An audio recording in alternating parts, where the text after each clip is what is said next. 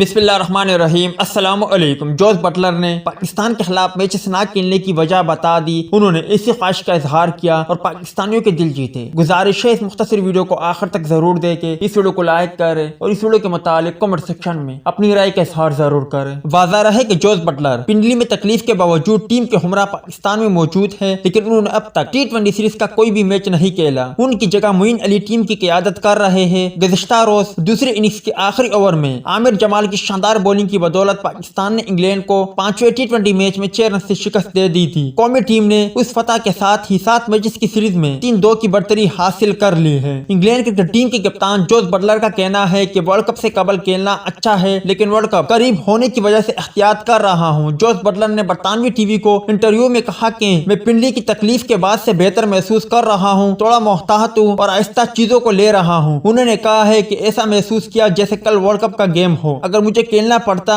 تو میں کھیل سکتا تھا۔ انہوں نے پاکستان کی تعریف کرتے ہوئے کہا کہ پاکستان کی سیکیورٹی بہت شاندار ہے اور پاکستان میں کھیلنا بہت اچھا لگتا ہے۔ میری خواہش ہے کہ میں مستقبل میں پاکستان سپر لیگ ضرور کھیلوں، کیونکہ پاکستان سپر لیگ ایک بہترین لیگ ہے۔